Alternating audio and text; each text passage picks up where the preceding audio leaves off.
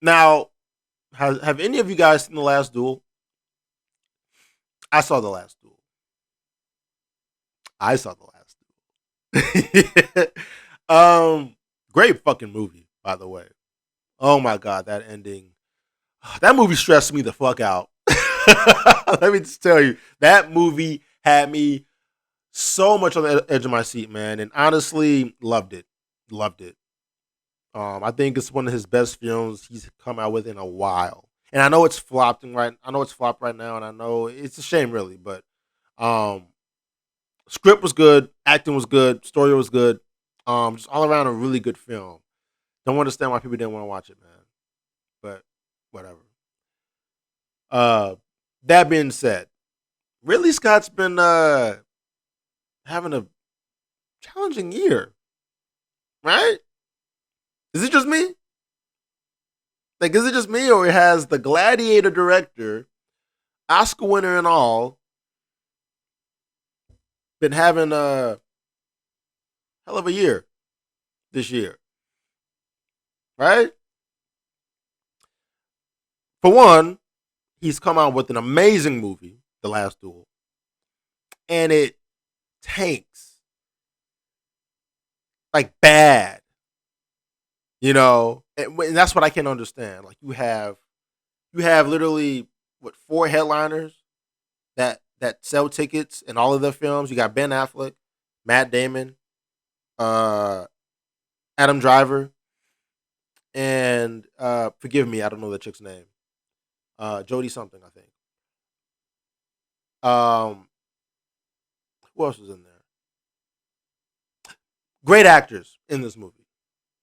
Great actors in this movie, and still can't sell a ticket to see what I think could have been one of the most uh, enticing movies of the year.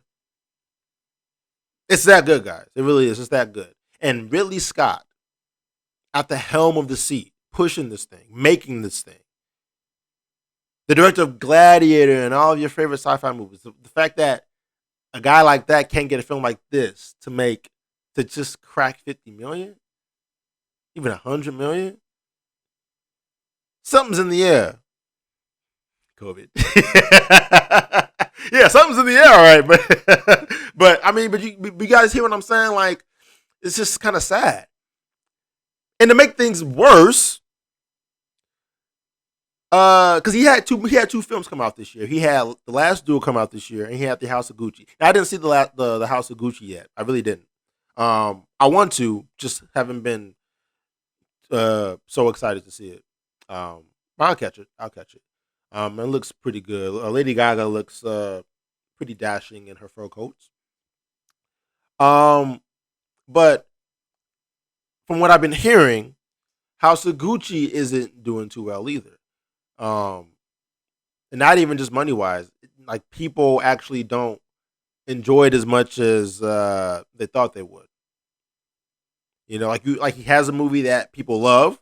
You have another movie that people are kind of like, it's all right. You know what I mean? But that's not even the worst part. It turns out that the actual people that the movie's based on, the Gucci family, you know, came for his head. You know what I'm saying? Like, okay, imagine that. Imagine being an actor, being in the entertainment industry. You make a movie. You make a movie about something that happened in history, and then you have the entire family come for your head and say, "Yo, that dude don't look like me." That's not how I talk. Oh shit! Oh shit! That's not what happened.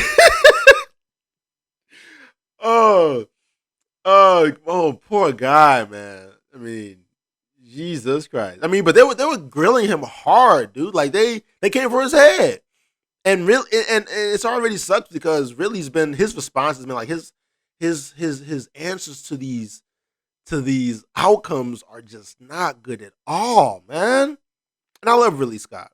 I really love Ridley Scott, but man, this dude is just maybe he's just too old to be you know, to be classy or something. I don't know.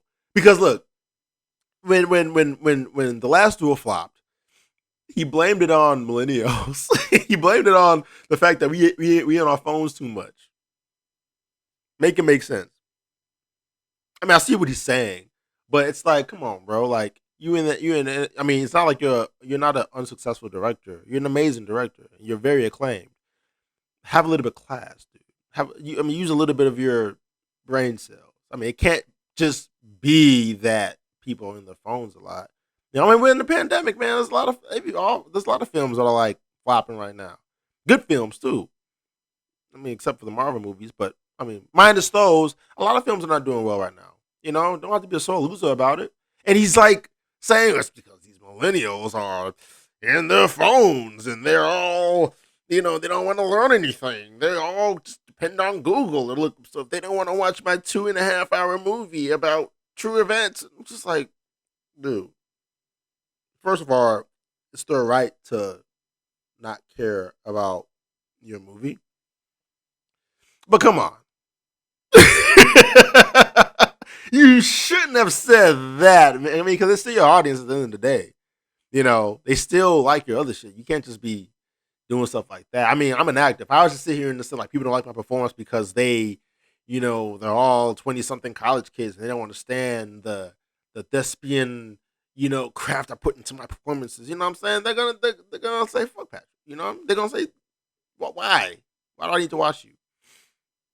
But that being said, though, like his takes have just been kind of shallow, in my opinion. And then when House of Gucci, gets kind of called out for being inaccurate, or just like an inaccurate portrayal of of uh of the Gucci family and things like that, he kind of just throws him a finger. Like, what are you talking about? Like, you don't know how much effort. Like there's a little bit of ego, kind of like being brushed up with this stuff, man. You know what I mean? And both of these movies are not doing well. I think House of Gucci is doing a little bit better, but they're not doing as well as people want them to. And to make matters worse, I'm not done yet. To make matters worse, guys, this dude gets questioned about. He gets a compliment. Actually, he gets a compliment, and maybe he's just so used to people kind of criticizing him this year because he hasn't been having a good year this year as far as validation goes. His ego is kind of like taking a hit twice, but he actually gets a compliment from a journalist. They praise him for saying, they praise him for the movie being realistic, for the last duel being realistic, and the movie is, dude, like it's one of the most realistic movies he's ever made. Like practically, it's great. The fight scenes, just the attention to detail of that era, and like the set pieces, fucking amazing movie. Y'all need to watch it seriously. I can't wait to get the Blu-ray. Like too good. It's too good. But this journalist gives him like a compliment and says, it's a very realistic film. It's a very realistic film, compared to like your other films you've done, like you've done Kingdom of Heaven and you've done Robin Hood, you know what I mean? But in cases of, he just cuts them off. This journalist is saying, compared to all of your other period pieces, The Last Duel is the most realistic. And then Ridley Scott cuts him off. And he goes, go fuck yourself.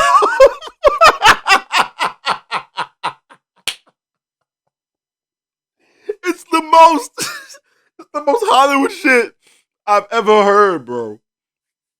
You know what I'm saying? Like I said, where's the class, dog? You know what I'm saying? You're 84 years old. Come on, man. Like you don't need to be. I mean, I get it. You have fuck you money. You can literally say fuck you, and people will still go to see your movies. You know what I'm saying? But it's like the